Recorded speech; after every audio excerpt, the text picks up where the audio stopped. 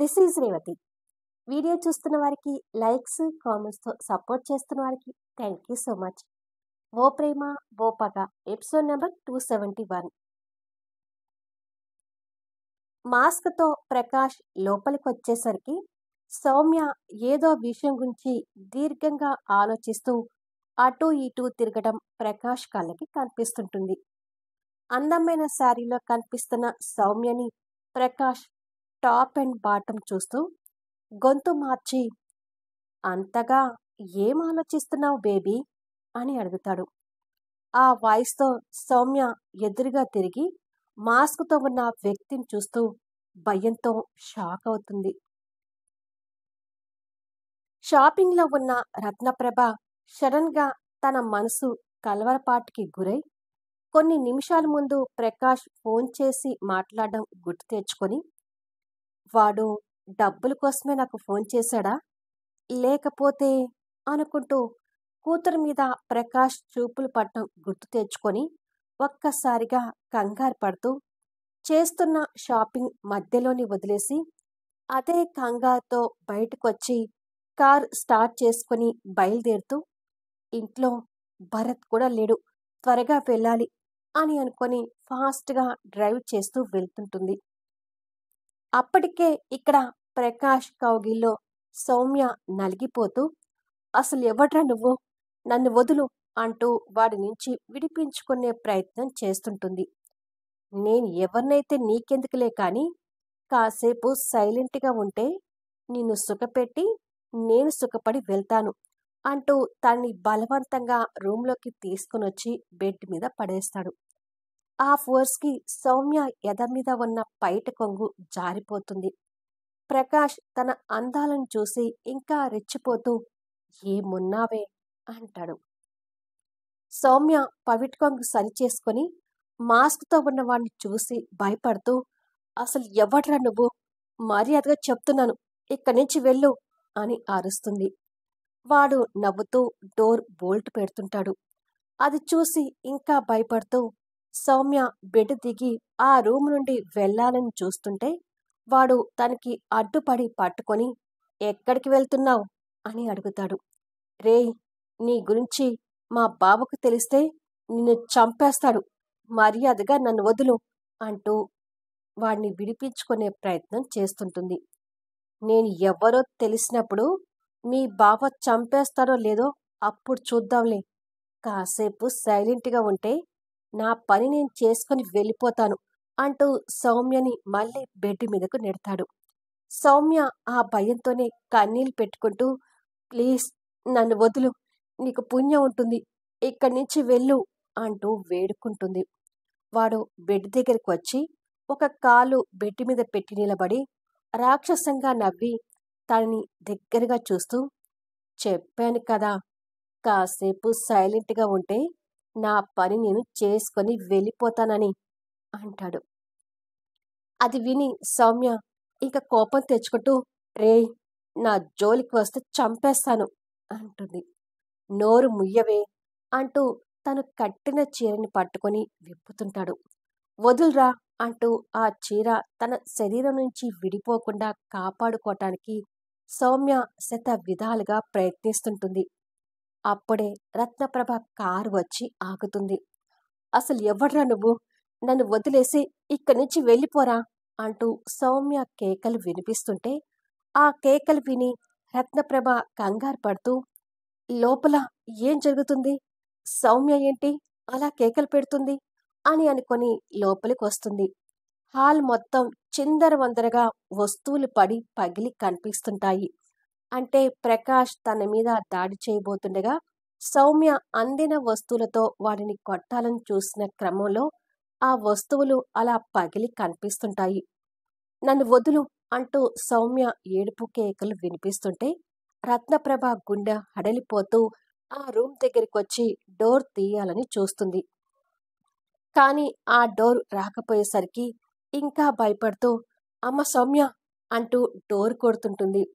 అప్పటికే సౌమ్య చీర మొత్తం ప్రకాష్ చేతుల్లో ఉంటే సౌమ్య చీర జాకెట్తో బెడ్ మీద ఉంటుంది.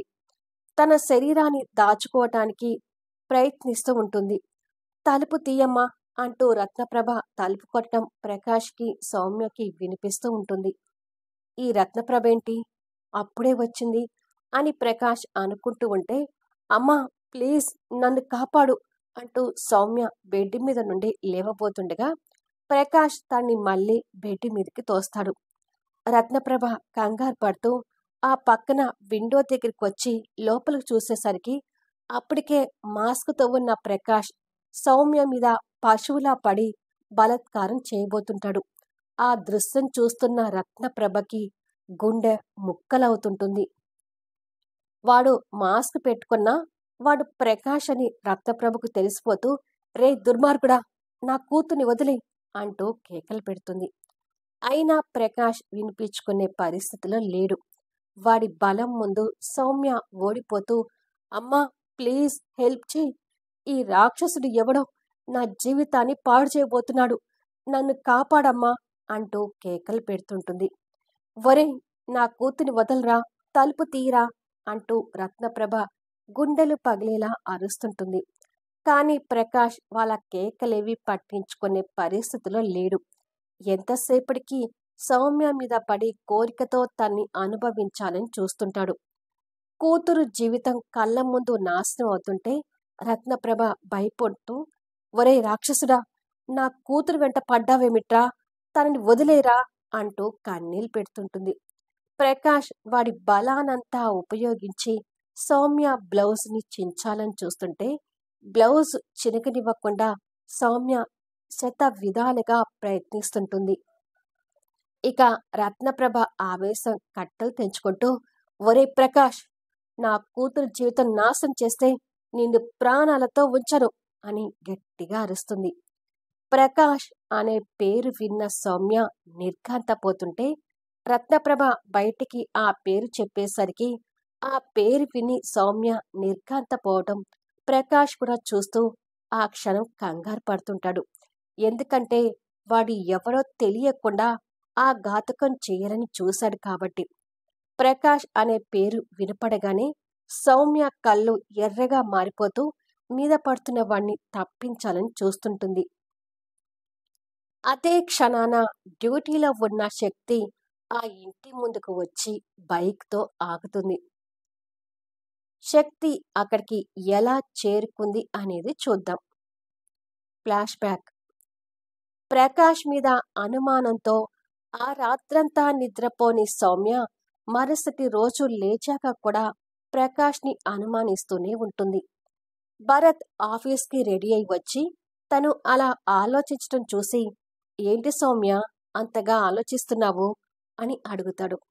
సౌమ్య లేచి దగ్గరికొచ్చి, అదే బాబా, శక్తిని రేప్ చేయాలనుకుంది మనకు తెలిసిన వాళ్ళే అనుకున్నాం కదా, మనకు తెలిసిన వాళ్ళలో గాయాలతో కనిపించింది ప్రకాష్ ఒక్కడే, నాకు అతని మీద నుంచి అనుమానం వెళ్ళడం లేదు అంటుంది.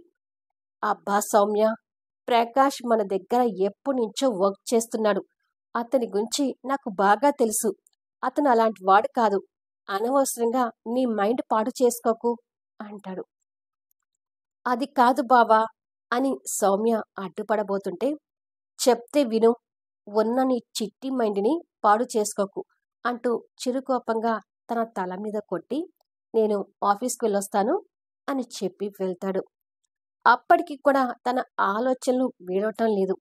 అంతలో తనకి ఏదో ఐడియా వచ్చినట్టుగా ఎక్స్ప్రెషన్ పెట్టి, ఎస్, శక్తికి ఫోన్ చేసి నా అనుమానాన్ని తనకు చెప్తాను అని శక్తికి ఫోన్ చేస్తుంది. అప్పటికే శక్తి డ్యూటీలో ఫీల్డ్ వర్క్ మీద బయటకు వచ్చి ఓ న్యూస్ని కవరేజ్ చేయాలని ఉద్దేశంతో బైక్ మీద వెళ్తుండగా సౌమ్య దగ్గర నుంచి కాల్ వస్తుంటుంది. కాల్ రింగ్తో బైక్ పక్క కాపి సౌమ్య కాల్ని కాస్త ఆశ్చర్యంగా చూస్తూనే లిఫ్ట్ చేసి హలో అని అంటుంది. హలో శక్తి, నీతో కొద్దిసేపు మాట్లాడవచ్చా అని అడుగుతుంది సౌమ్య. దేని గురించి సౌమ్య అని అడుగుతుంది శక్తి. ఆ దుర్మార్గుడు ఎవడో నేను లోబర్చుకోవాలి అనుకున్నప్పుడు సామ్రాట్ గారు వాడిని బాగా కొట్టారంట కదా అని అడుగుతుంది. అవును సౌమ్య, కానీ ఇప్పుడు ఆ విషయాలు ఎందుకు అడుగుతున్నావు అని అంటుంది. అది శక్తి, నేను చెప్పబోయే దాంట్లో ఎంత నిజం ఉందో నాకు కరెక్ట్‌గా తెలీదు కానీ, నిన్ను బలాత్కారం చేయబోయిన వ్యక్తి ప్రకాష్ ఏమోనని నా అనుమానం అంటుంది. ప్రకాషా? ప్రకాష్ ఎవరు? అని అడుగుతుంది శక్తి. అసలు ఆ ప్రకాష్ అనే పేరు కూడా గుర్తులేక. అదే శక్తి, మా బావ దగ్గర పీఏగా చేస్తున్నాడు కదా! ఆ ప్రకాష్ అంటుంది. అది విని షాక్ అవుతూ బైక్ మీద నుండి దిగి, ఏమంటున్నావు సౌమ్య? అతని మీద నీకెందుకు అనుమానం వచ్చింది? అని అడుగుతుంది. అతను యాక్సిడెంట్ అని చెప్పి కొన్ని రోజులుగా ఆఫీస్‌కి రాలేదు. మొన్న మా ఇంటికి వస్తే అతను గాయపు మచ్చలతో కనిపించాడు. బాగా తెలిసిన పర్సనే నేను బలాత్కారం చేయబోయాడని అందరూ అనుకుంటున్నాం కదా! ఆ తెలిసిన పర్సన్ ప్రకాష్ ఎందుకు కాకూడదు? అని అడుగుతుంది సౌమ్య. సౌమ్య మాటలకు శక్తి షాకులో ఉండిపోతుంది. నేను అంతగా ఎందుకు అనుమానిస్తున్నానంటే, ఈ ప్రకాష్ ఎప్పటినుంచో మా బావ కంపెనీలో చేస్తున్నాడు కదా! ఆ రకంగా ఆ ప్రకాష్‌కి నువ్వు కూడా ఎప్పటినుంచో తెలిసే ఉంటుంది కదా! మీరు కాలేజ్ చేసే టైంలో ఈ ప్రకాష్ బావకి కార్ డ్రైవర్‌గా ఉండేవాడు అని ఒకసారి బావ మాటలో తెలుసుకున్నాను. ఈ రకంగా ఆలోచిస్తూ ఉండేసరికి నాకు ప్రకాష్ మీద ఇంకా అనుమానం పెరుగుతూ వచ్చింది అని అంటుంది. కాలేజ్ చేసే రోజుల్లో ప్రకాష్ భరత్‌ని డ్రాప్ చేయటానికి తరచూ కాలేజ్‌కి రావటం శక్తి కూడా గుర్తొస్తుంటుంది. హలో శక్తి, లైన్‌లో ఉన్నావా? అంటుంది సౌమ్య అటు నుండి రెస్పాండ్ లేకపోయేసరికి. ఉన్నాను సౌమ్య. ప్రకాష్ ఒంటి మీద ఎక్కడెక్కడ గాయాలున్నాయో కాస్త చెప్పగలుగుతావా? అని అడుగుతుంది శక్తి. అదే శక్తి, దాదాపు అతనికి గాయాలన్నీ తగ్గిపోయాయి. కానీ అక్కడక్కడ గాయపు మచ్చలు ఉన్నాయి అని అంటుంది. సామ్రాట్ వాణ్ణి ఎక్కడెక్కడ పిడికిలితో కొట్టాడో శక్తి గుర్తు తెచ్చుకొని, వాడి మెడ మీద, నుదుటి మీద, కుడి చేతి మీద బాగా దెబ్బలు తగిలాయి సౌమ్య. అక్కడ మచ్చలు ఉన్నాయా? అని అడుగుతుంది. మెడ మీద ఉంది కానీ చేతి మీద మచ్చ ఏమీ లేదే అని అంటుంది సౌమ్య ఆలోచిస్తూ. అవునా? వాడి మొహం మాస్క్‌తో ఉన్నా వాడి మొహాన కూడా పిడికిలి గుద్దులు బానే పడ్డాయి అని చెప్తుంటే, ఏమో శక్తి, వాడి గాయాలు మానేసరికి సరిగ్గా చెప్పలేకపోతున్నాను అంటుంది సౌమ్య. వాడా కాదా అనేది కన్ఫర్మ్ చేసుకోవడం ఎలా అని శక్తి ఆలోచిస్తూ ఉండగా తనకి ఒక ఆలోచన తట్టి, ప్రకాష్ యాక్సిడెంట్ అని చెప్పాడంటున్నావు కదా! అంటే వాడికి ఆ దెబ్బలు ఎప్పుడు తగిలాయనేది నాకు కరెక్ట్ డేట్ తెలియాలి సౌమ్య. దానిని బట్టి నీ అనుమానం నిజమా కాదా అనేది అర్థమవుతుంది. నువ్వొక పని చెయ్యి. మీ ఆఫీస్‌కి ఫోన్ చేసి అసలు ప్రకాష్‌కి ఏ రోజున దెబ్బలు తగిలాయి, ఎప్పటినుంచి ఆఫీస్‌కి రావడం లేదనేది కన్ఫర్మ్ చేసుకుని నాకు ఒక్కసారి చెప్పు అంటుంది శక్తి. సరే శక్తి, ఇప్పుడే ఫోన్ చేసి కనుక్కొని మళ్ళీ నీకు తిరిగి ఫోన్ చేస్తాను అని సౌమ్య ఫోన్ కట్ చేసి ఆఫీస్ రిసెప్షన్‌కి కాల్ చేస్తుంటుంది. సౌమ్య మాటలతో శక్తికి కూడా ప్రకాష్ మీద అనుమానం కలుగుతూ సామ్రాట్‌కి కాల్ చేస్తుంటుంది. ఆఫీస్ క్యాబిన్‌లో అరుణ్‌తో బిజినెస్ విషయాల గురించి మాట్లాడుతూ ఉండగా ఆ కాల్ చూసి, నీ చెల్లెలికి నేనిప్పుడు గుర్తొచ్చానేంటో అంటూ సామ్రాట్ కాల్ లిఫ్ట్ చేసి హలో అంటాడు. హలో సామ్రాట్, నాకు ఇంతకు ముందే సౌమ్య కాల్ చేసింది అంటూ శక్తి ఉన్న విషయం చెప్తుంటే అది విని సామ్రాట్ షాక్ అవుతుంటాడు. సామ్రాట్ అంతగా షాక్ అవడం అరుణ్ చూస్తూ ఏమైంది అన్నట్టుగా అడుగుతాడు. సామ్రాట్ ఫోన్ స్పీకర్ ఆన్ చేస్తాడు. శక్తి చెప్పేది విని అరుణ్ కూడా షాక్ అవుతుంటాడు. శక్తి ఉన్న విషయం చెప్పి సౌమ్యని ఆఫీస్‌కి ఫోన్ చేసి ఒకసారి కన్ఫర్మ్ చేసుకొని నాకు కాల్ చేయమని చెప్పాను సామ్రాట్ అంటుంది. మంచి పని చేశావు శక్తి. బట్ ఆ ప్రకాష్ ఎలాంటి వాడు అనేది నాకు కరెక్ట్‌గా తెలీదు. కానీ మనకి అనుమానం ఉన్న ఎవ్వరిని వదిలిపెట్టడానికి వీల్లేదు అని శక్తితో మాట్లాడుతూ ఉండగా, ఆ రోజు కాలేజీకి వెళ్ళినప్పుడు కాలేజీ ఫంక్షన్‌లో ఫోటోలో ప్రకాష్ ఉండటం గుర్తు తెచ్చుకొని, మనకు కలుగుతున్న అనుమానం నిజమే కావచ్చు శక్తి. ఆ రోజు కాలేజ్ ఫంక్షన్‌కి ప్రకాష్ వచ్చాడు. ఆ రోజు ఫోటోలో వాడు ఉండటం నేను చూశాను అంటూ కాలేజ్‌కి వెళ్ళినప్పుడు అక్కడ ఫోటోలో ప్రకాష్‌ని చూడటం శక్తికి చెప్తుంటాడు. ప్రకాష్ అనగానే అరుణ్ కూడా ఆశ్చర్యపోతుంటాడు. మళ్ళీ నెక్స్ట్ వీడియోలో కలుద్దాము. ఆ తర్వాత ఏం జరుగుతుంది? ప్రకాష్ దొరికి భరత్ ముందు రత్నప్రభ బండారం బయటపడబోతుందా? తెలుసుకోవాలంటే అద్భుతమైన సన్నివేశాలతో ఆసక్తికరంగా సాగిపోయే కథా వీడియోస్ని మిస్ కాకుండా చూడండి. కథ నచ్చితే లైక్ చేయండి, కామెంట్ షేర్ చేయండి, సబ్స్క్రైబ్ చేసుకుని ఛానల్ షేర్ చేస్తూ సపోర్ట్ చేయండి. Thanks for లీజనింగ్.